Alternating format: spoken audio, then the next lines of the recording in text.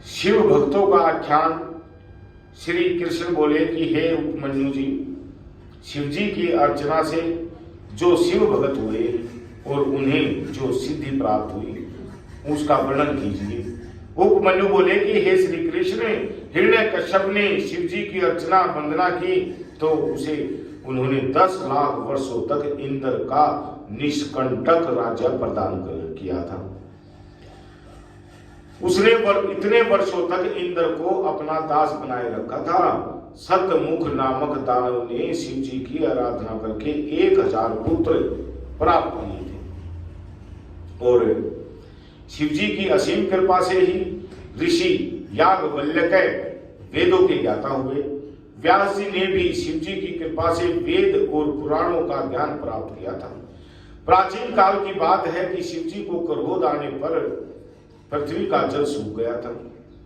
तब देवताओं की प्रार्थना पर अपने कपाल से उन्होंने जल को निकाला था। राजा चित्रसेन भी शिव जी की कृपा से शत्रुओं पर विजय पाने में सफल हुए और निर्भय बनकर शिव जी की भक्ति में लीन हो गए थे।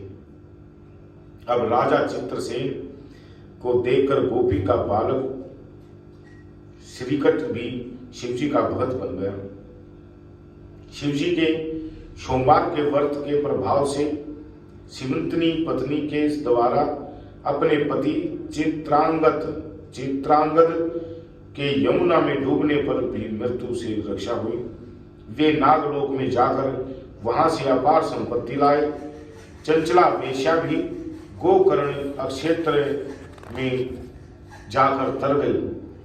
उसने अपने दुराचारी पति बिंदुक को भी सदगति दिलाई। महाकाल नाम के महापापी और हिंसक व्याध को भी शिव जी की पूजा करने से सदगति प्राप्त हुई। ऋषि दुर्वासा जी तो शिव भक्तों में प्रसिद्ध हैं। प्रजापति ब्रह्मा जी शिव भक्ति से ही सृष्टि की रचना करने में सफल हुए। मार्कंडेय मुनि शिव जी की अर्चना करने पर ही अजर अमर तथा शक्ति संपन्न हुए। शांडिल्य ऋषि संसार में शिव भक्ति के कारण ही प्रसिद्ध एवं पूजनीय हुए। हे श्री कृष्ण, इस प्रकार शिव की पूजा अर्चना करने से अनेक व्यक्तियों को सिद्धियां प्राप्त हुई है।